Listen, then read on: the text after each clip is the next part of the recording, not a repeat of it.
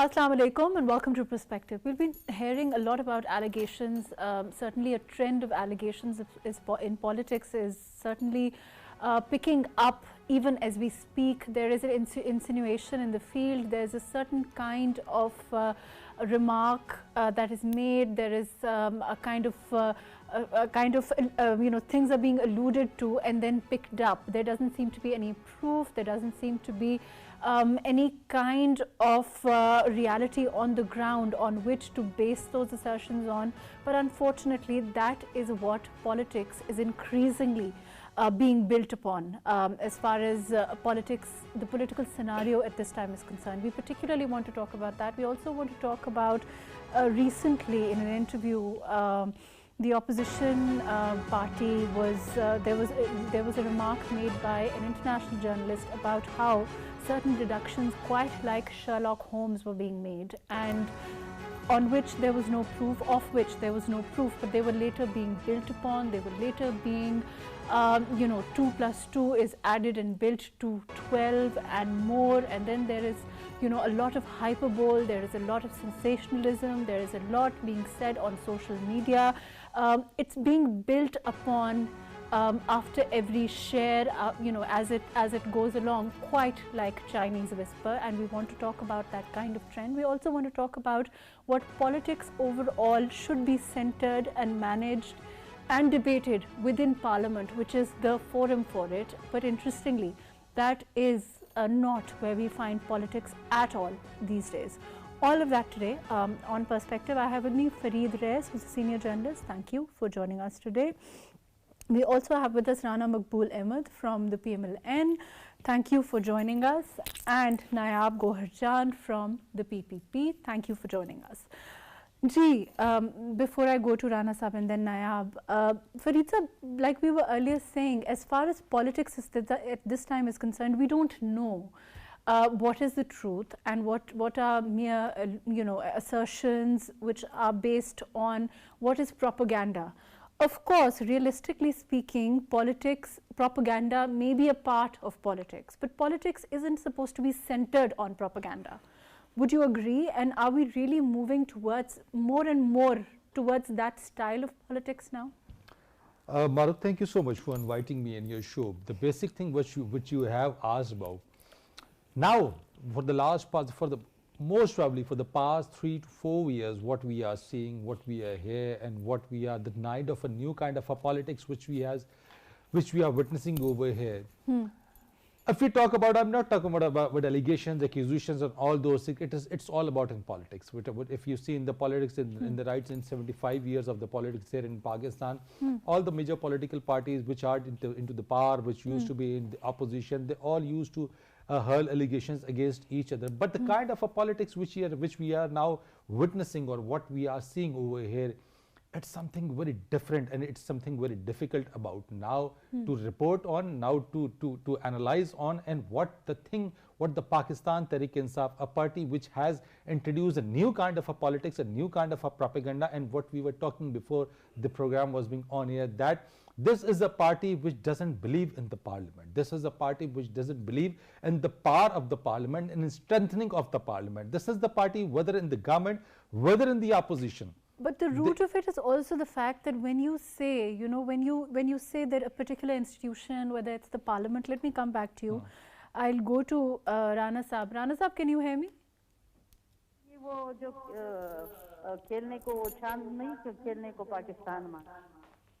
Ji, Rana Sahab, can you hear me?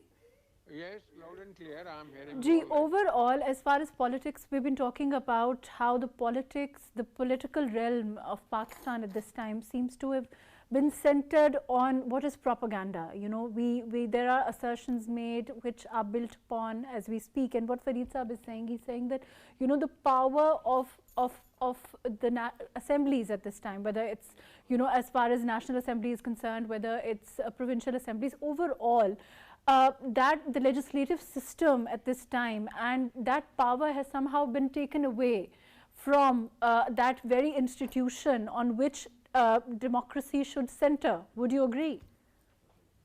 Assalamu alaikum, and my salam to both the honorable participants. It's a great privilege and honor to getting across to you. Yes, Fareed is absolutely right. This party and especially their leader has been instrumental in causing and generating massive polarization due to his use of derogatory and provocative expressions, unfortunately, which is unbecoming of a leader. I personally think politics is not propaganda at all. Politics has to be committed to truth and genuine contribution in service of the people. Politics does have its own ethics and morality. It's not a system without morality and without ethics. Unfortunately, now it has become an ambassador of lies and ambassador of falsehood. It is just a pack of fallacies and pack of fallibilities as far as the party we Nisab, were discussing. when you talk about when you talk about propaganda, which is when you talk about taking power away from an institution like the assemblies, when you say that it is not, you don't accept the parliament, you don't accept the foundation of the parliament because you don't agree with the makeup of the parliament. So in a sense, then you're disregarding the very institution which is incremental to democracy at this time. And so how can you then say that you are, you want democracy to flourish, you want democracy within a country, you want democracy within a political party, all of those things, by the very nature, the one institution that stands for democracy is the parliament. Let me come back to you. Amar, Nayab, do you agree with this? Ji Nayab? Absolutely, Maruk, I agree with it because, as is mentioned before, Mr. Imran Khan's entire politics and political journey has never been about democracy. In fact, it's been about the opposite. It's been about weakening democracy. It's been about undermining parliament.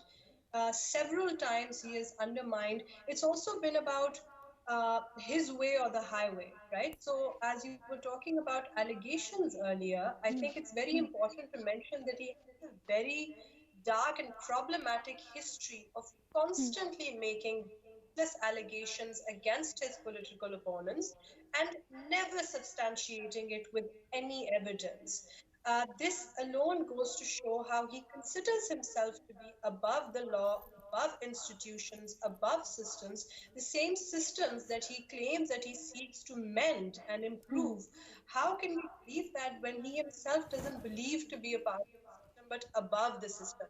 You saw how he caused international embarrassment to Pakistan in this series of bizarre interviews that he has been giving, where he's behaving like a child who, for the first time, doesn't have a cheat sheet, and is giving a test without a cheat sheet and doesn't have the answers beforehand, because one after the other he failed miserably because he was constantly questioned about giving proof.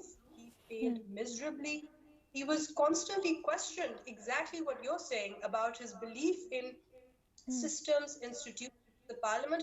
He was, in fact, directly compared to other populist leaders who exist today. And he had absolutely no answer.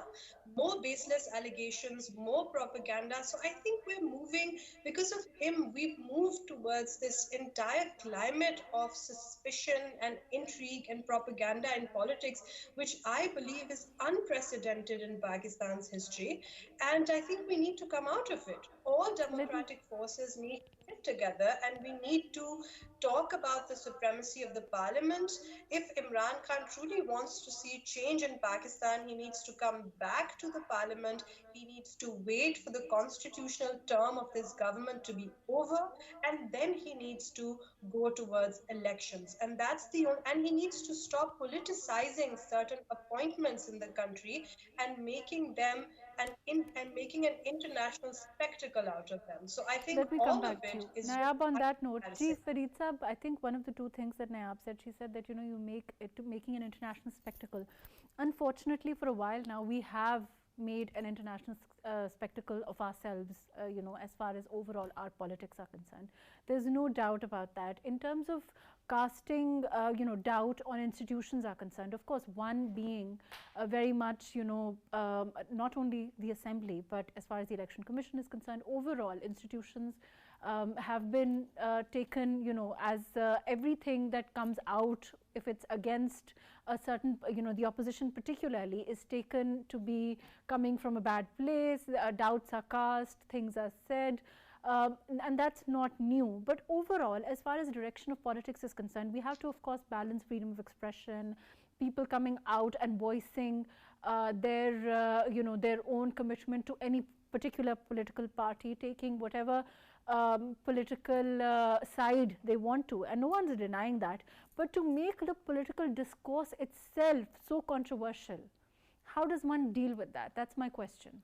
Maruk, the basic thing is that the narrative which is being built now, if an institution is not with you, if the institution is not obeying you, if the institution is not doing the things according to you, if the institution is not to your will, it's not going according to your will, then it's very easy to hurl allegations on that institution. Because the institutions, they all belong to Pakistan. And when you talk about the international discourse, when you talk about all these allegations, it is not in the favor of a country.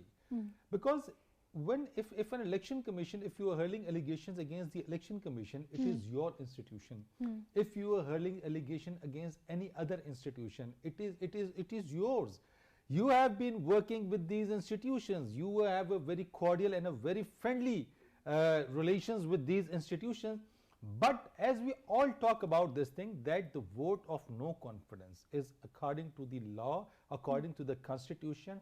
Accordingly, it was nothing done unconstitutionally. It was done according to the constitution of the Pakistan.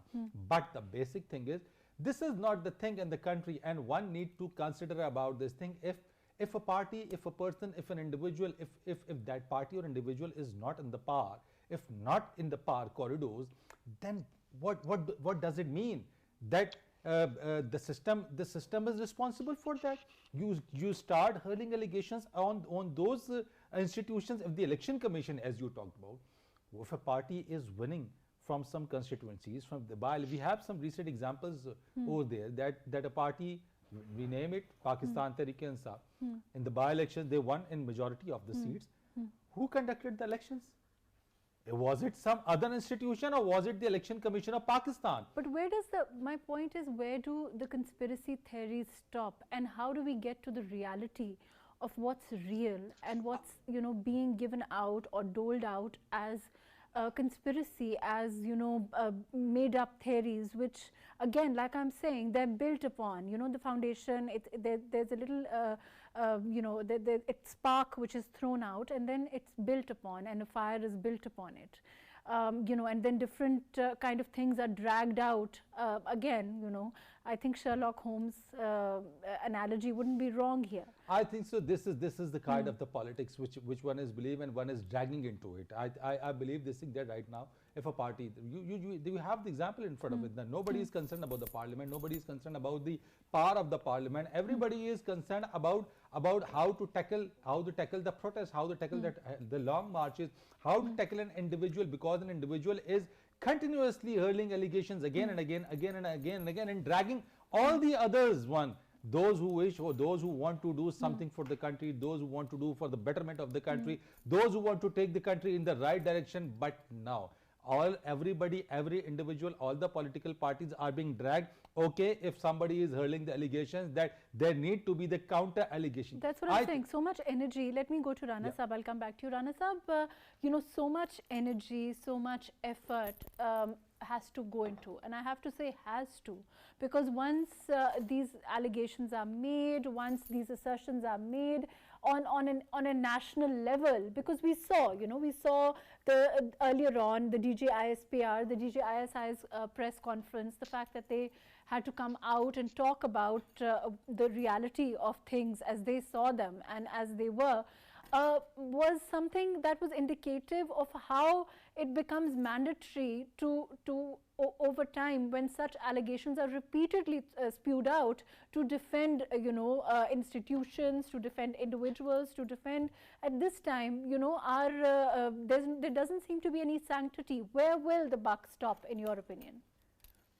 Actually, Mara, what I understand, there is some manufacturing fault, and perhaps it will not be very easy for him to reclaim his the genuine personality. Unfortunately, he believes gimmicks, he believes falsehood, he believes unfounded propaganda. He doesn't believe truth, he doesn't propagate truth, he doesn't stand for truth. This is a tragedy with this nation. Though he has attained this temporary popularity, which I think is a bubble, it will settle down, inshallah, in the coming elections. But unfortunately, he is not prepared to repair himself. And rather, he is augmenting his total negative activity with more fallacious propaganda. Like, can you serve the nation by attacking institutions? If you attack the armed forces time and again without a reason or rhyme, without substantive material or tangible evidence or invincible evidence, where do you going to do achieve your purpose? It will backfire, and you will finally tumble out of politics. This is writing on the wall.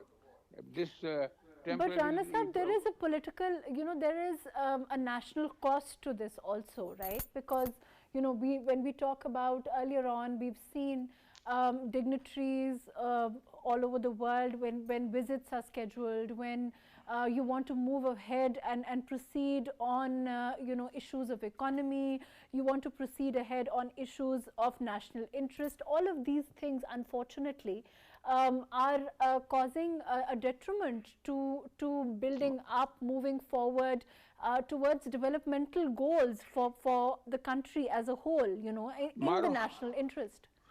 Maruf, there is a little light at the end of the tunnel this time. In 2014, he did have support. This is no secret from anybody. He did have support, which should have not been there. It is not the institutional responsibility to extend or interfere into politics. That was being done. Now, after the announcement of the Armed Forces Command that they are going for fresh line of action of absolute neutrality and withdrawal from politics. Now, he'll not be getting that support. And I assure you, though, for the time being, he is damaging the country's image and country's economy. And you might have observed, they went to this extent that the Pakistan was standing on the brink of default. And he told his former finance minister to write to the IMF that we will not be cooperating. What does it mean? Yes, yesterday you might have observed, look at the lowly level of politics. Former Inspector General of Police, Punjab, who was selected as advisor to UNO, which is an honor for Pakistani people and Pakistani police. They said, we'll approach the Secretary General and UNO organization not to accept this man. Look at them, what they are doing. They are not even at the embryonic stage of the political learning. They need to know and learn politics, the ethics of politics, the morality of politics. That Rana is there. Sahib, I mean, okay, there is a morality of politics, certainly, and that one hopes that there should be. Rather, I think that's the right phrase to put forward. But in your opinion, do you think there's a chance now of, again, I have always said this, that, of getting the former Prime Minister, the PTI as a political party, to perhaps come back to the Parliament and, as far as their agitation is concerned, can we have them agitate within the Parliament? When we talk about the style of politics where you have shadow budgets, where you have counter proposals, where you have some legitimacy in terms of, not mere criticism, not mere abuse, not mere coming out and saying that, there is corruption, this is wrong, this is wrong all over, everything is wrong, but there's no counter. We don't see there being proposals coming from, counter proposals or alternatives being given at all. Maharaj, you are absolutely right. There are certain issues which can be considered.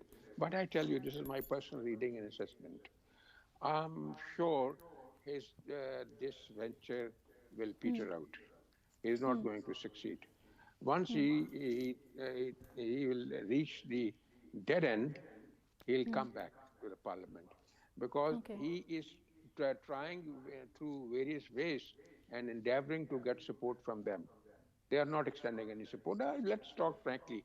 This is a national issue. We must not shy off pondering over the original issues. So they are not extending any support. If he doesn't get any support, and I'm sure he'll not, he'll come to terms and he'll come to the parliament. Do you think that he's hoping to put, let me come back to you, Rana Sahab, I'll go to Nayab after this. We have to take a short break on whether this is a strategy to try to get different institutions to become defensive. And, we've seen that kind of strategy to work, the opposition work towards that strategy earlier on. I want to come back and talk more about that, but we'll be taking a short break.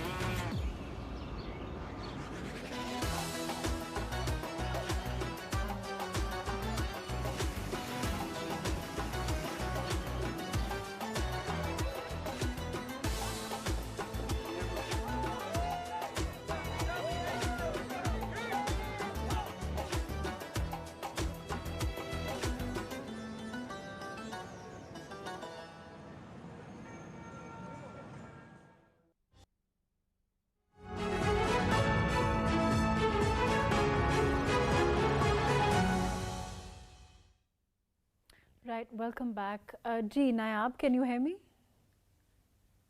Yeah, Maruk, I can hear you. Nayab, we've been talking, please turn, as far as the overall narrative is concerned, do you think that the counter narrative to this narrative that's coming from the opposition of whoever is with them is somehow above reproach, is more, is honest, trustworthy, and whoever is not is, doubts are cast all over. the corruption narrative, all of those things, whether corruption charges are proven against anyone remains irrelevant largely. Do you think that the counter narrative in that kind of, in those circumstances is not strong enough? Perhaps that's a problem? No, Maruk, I think there's a couple of things that we need to realize. One is that with populist leaders, their entire political currency is their narrative because they hardly ever have any performance to back up their claims, or they hardly ever have anything that they can show during their time in government. So what happens is that their entire political currency comes down to these allegations, sloganeering, toying with people's emotions, things like that. So I think you have to understand that narrative matters a lot more to Imran Khan's politics and to save his politics than it does to the other politicians who, even if you see it right now, I think one of the reasons why we don't spend that much energy in constantly engrossing ourselves with Mr. Imran Khan and his gimmicks is because there's actual work to be done. I mean, your country, one third of your country, I'd like to remind you, is still affected by floods. And, we have some key government representatives of ours who were just at COP27, including the foreign minister, the prime minister, the climate change minister, and many others. So there's a lot of work to be done. We cannot be consumed with Mr. Imran Khan's obsession with allegations and his propaganda narrative all the time. So I hear this a lot, that the government is not responding adequately, etc. Well, that's firstly because you cannot compare the propaganda narratives of populists with sort of democratic leaders who have other things to do. And this is more a question of priorities. Yeah, absolutely. It's absolutely a question of priorities. We have a lot of work to do. And as you saw, you mentioned yourself, political instability and economic and social instability are inextricably linked. So what Mr. Imran Khan is trying to do is try to make the government busy with dealing with him and his marches and his allegations, and to distract them from their work. And I think that we absolutely should not take that bait. We should keep our eyes on the priority, which is to perform for the people of Pakistan, to deal with floods, to deal with the abysmal economy that Mr. Imran Khan has left behind. And I don't think there's any need to busy ourselves with the propaganda that much. Right, fair enough. Gee, Fareed Saab, do you agree? You think that there is perhaps, like we were earlier talking about, like Nayab is saying, she's saying there's perhaps little need or priority given to coming out with counter narratives with that kind of speed, because there's more to be done when you're, of course, they're in the government. There are huge obstacles as far as our economy is concerned. There are issues as far as the floods are concerned. All of those are realities at this time that the government is dealing with. Do you think that that is one of the reasons why we have seen, the way that, of course, for the opposition it's easier because they're not managing the problems in the government at this time? Yes, yeah, Nayab is very right about this thing. Government has some many other challenges to do, the economy, the flooded areas. Still, you don't know about what the people are going through, the pain and the misery in the flooded areas. You have the winters over there, the people are displaced. Still, they haven't been able to get their homes back. Still, they are unable to get their agriculture, their mode of earning. They are still dependent on what the things, because the rescue had been done. The rehabilitation process will take some time. But I think so the opposition party doesn't realize this kind of a thing. The opposition party, it does only want that the election should be announced, an early election should be announced, because as far as the government, because they claim that that this government is not able to take the country in the right direction. The opposition claims that the economy is going down. As far as you believe this thing, that the past government, the PTI-led government, it was there, and at that time they had some kind of a different narrative. So at that time they used to say that you shouldn't block the roads, you shouldn't block the earning of a common man, because all these protests and all these hindrances and hurdles will create a disaster for a common man who earns his livelihood on a daily basis. Now the same political party believes in this thing, that a long march or to close the roads or to close the motorways and all those things, they just demand for the early election. I think so. Let the things go in a direction. Let the government do its working. Let the government go and complete its tenure. There is nothing. There is hardly a year left. A political party should wait for their time and wait and see what the current government is Fareed going sir, do on. you think there's any hope for early elections for the opposition at this time, or is it just hyperbole now? No, the basic thing is on what basis? I believe in this thing. If okay, there is no harm in demanding an early election, but was it an harm when the PTI-led government was there? And if somebody claims to go for an early election, then is it okay? If the opposition claims that it's not an unconstitutional demand, okay, they can demand for it. But the former Prime Minister has said now, you know, on record that he doesn't believe that there will be early election. So what is this? Is it a way for them to mobilize their voter? Is it now just a strategy to keep things, you know, as far as they're concerned, keep things moving, you know, as far as their support base is concerned? I believe in this thing that are coming on the streets by protesting, by bringing the long marches and demanding for an early election, and the government to step down and call for an early election will not be a suitable thing to do, because in Pakistan it is not on the power of the street. Because if political party demands an early election only on the basis of a long march, only on the basis of the protest, then this will be a norm, this will be a practice, this will be done by each and every individual, bringing hundreds and thousands of people on the street and demanding to a government that the government should step down and call for an early election. Pakistan is a democratic country, and I believe in this thing. The democratic norms and procedures must be adopted by all the political parties in the favor of the country, in the favor of the development of the country, and specifically in the favor of the people of Pakistan. Rana Saab, do you think, you know, what is the goal, in your opinion, now for the former Prime Minister and his political party? Because he said so on, you know, he said on record now that he doesn't expect there to be early elections. Yet he's continuing, yet the narrative is moving forward. There's accumulation of different kinds of theories which are then built upon, like I earlier said, and that is continuing regardless of you know, whether those demands will be met or not. What is behind it? What is the goal, the ultimate goal, in your opinion?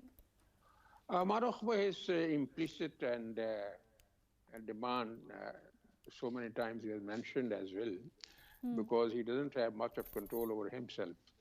He believes demagoguery straight away, which is not working at all.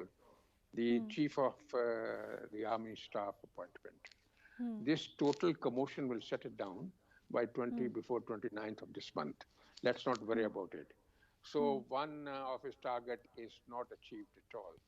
The second target about elections, Mr. Fareed and Nayab, they have absolutely correctly pointed out it's not possible at this stage. Once more than 3 crores of population is in predicament, and they are starving and they are not being properly rehabilitated, the government is endeavoring, but I think it's a Herculean task as far as the rehabilitation of this region is concerned. So this is not a suitable and conducive climate for elections at all. So both his demands are, he is not achieving at all. As I've already pointed out, he has to get back to the parliament before next elections. Now, Nayab has raised very pertinent points about the government's responsibility, and so my friend Fareed, that is there. The government must perform to the hilt to bring relief to the people. Though they are struggling, they are getting aid from outside, they are getting grants from outside.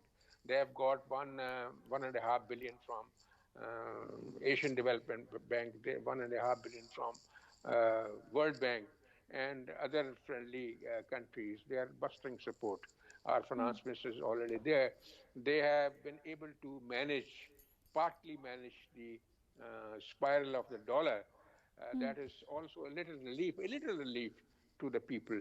And the prices of daily use commodities are also coming down a little, though they should have a massive decrease in that, but they are not going up, they are going down. But things are there, and I personally think, and I have the knowledge as well, the government is going to announce a package in which most of us, the middle class and the lower middle class will be benefiting from that. I need not disclose that because it was discussed and decided at the highest level. I think that will also bring relief to the people.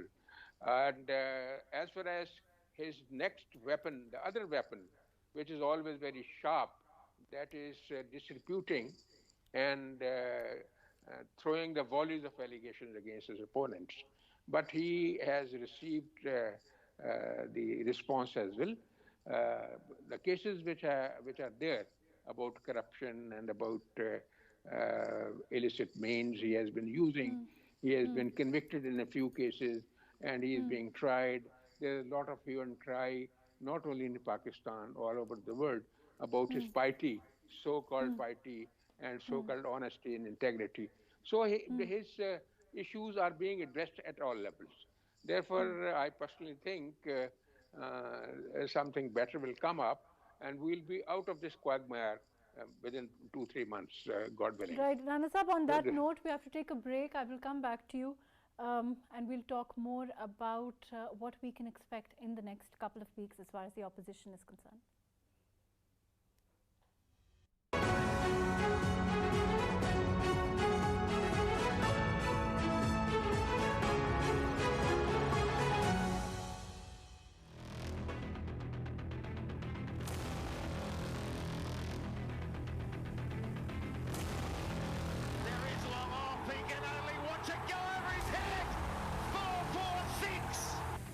Australia are the defending champions. We have to wait to see who wins the 8th edition of World T20 Cup. Oh, goodbye, good night! Top teams of the world shall be competing. Fierce, unforgiving, up there to accept the challenge. Speed, the spinning wiles.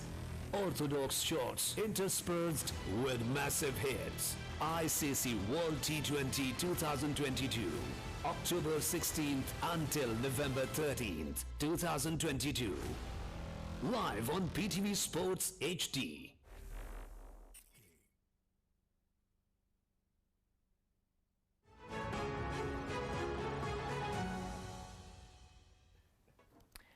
Right, welcome back. I'm Fareed sir, overall, as far as institutions are concerned, do you think it also, to an extent, puts them, of course, we are not casting doubt on their functionality and their sincerity, but do you think it puts them on the defensive when these baseless allegations are, cast upon them regardless?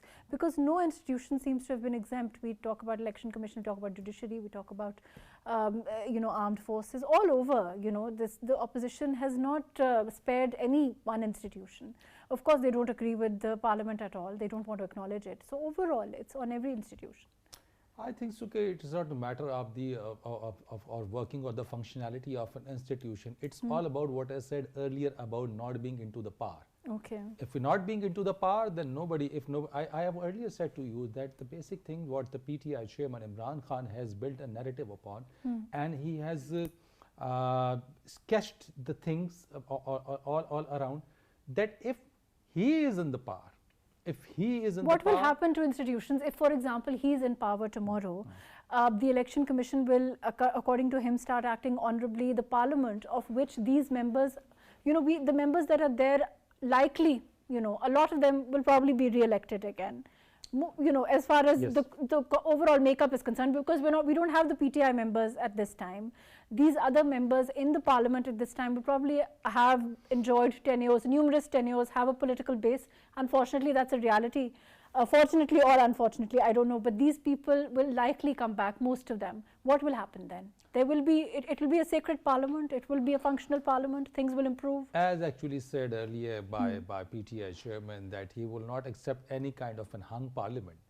He will not be in power, he will not accept a power, he will not accept his position as the Prime Minister of Pakistan if there will be a hung or a combined or a allied government. He says that he will need 2/3 of the majority to work over it, and as he had earlier said that he was incapable and he doesn't had the power in case of as far as accountability is concerned, as far as the role of NAB is concerned. He hurled an allegation on an institution that the NAB was controlled by another institution. I was helpless and I couldn't do anything.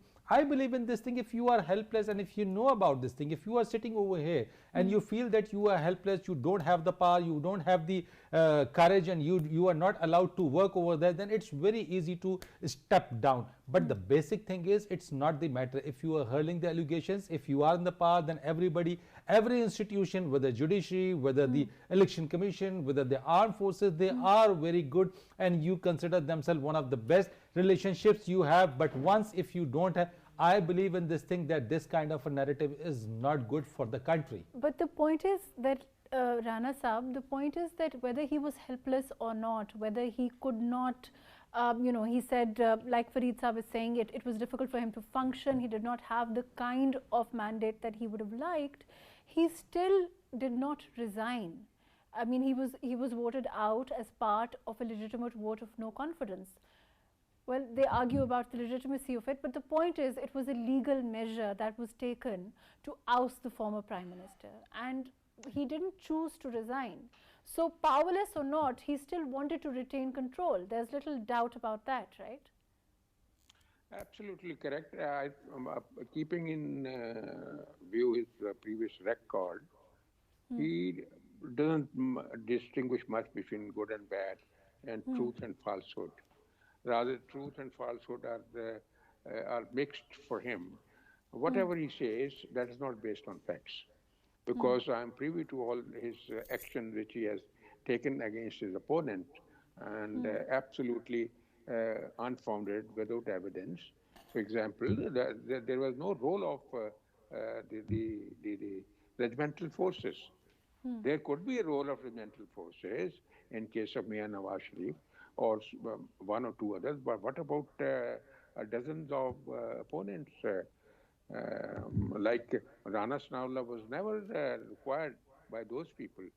And, do you remember he used to announce in public meetings that I'll catch hold of you from your mustaches and I'll put you in the prison myself?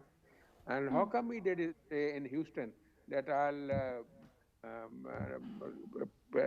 snatch their beddings and snatch their ACs and snatch their refrigerators, the prisoners, the political prisoners inside the jail? He is a man full of revenge and vengeance. I personally think he is not a normal person.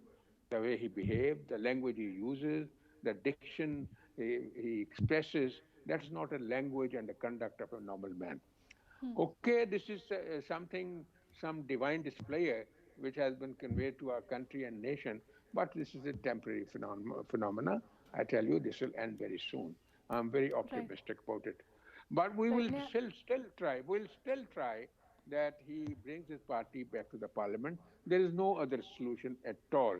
He is sadly mistaken that he can trample over things, trample over the institutions, and trample over the police formations, and trample over the political parties, and he'll bring revolution. He is not cut for Nayab, your comments before we close. Overall, of course, there's an inherent flaw in the argument that he doesn't agree with the parliament, because he is in power in parliament in, as far as the Punjab government is concerned, as far as KP is concerned.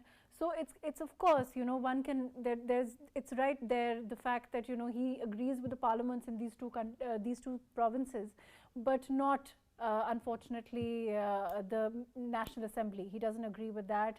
He doesn't want to come to that. He wants to contest in the by-polls, but he doesn't agree with the election. He doesn't agree with there being a fair system in place as far as the Election Commission is concerned. He wants to contest, but he doesn't want to come back in the National Assembly. So those are contradictions that we have been seeing for a while. But what do you expect now in the next coming weeks as far as the political scenario is concerned? Political scenario?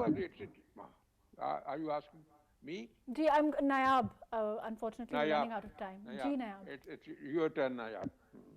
I think, Maruf, definitely, I think as Rana Saab said, we have to be rational over here, because we do not belong to parties that, want to, just in their hunger for power, they want to burn the country to the ground. We're not going to let that happen. One person is not going to we're not going to let him do that.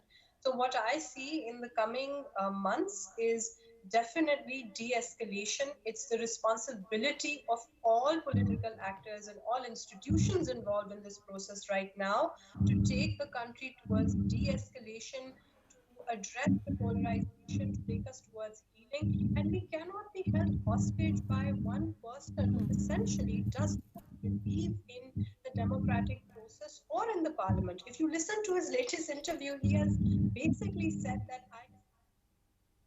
Right. Unfortunately, that's all the time that we have. Thank you so much for joining us, Rana Maqbool Ahmad. Thank you for being with us, Fareed Res. Thank you for joining us, Nayab Goharjan. Thank you for being with us today. Of course, overall, as far as Pakistan is concerned, we need stability. We need our democratic institutions to function. We need the sanctity of parliament to be upheld.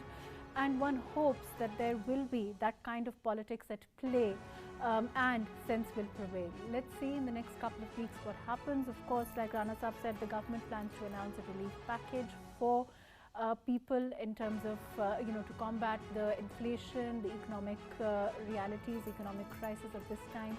Are pursuant to the flood situation. Let's hope that we can move towards a Pakistan where the democratic norms are upheld and the sanctity of institutions is also something that all parties adhere to. Thank you so much for joining us today.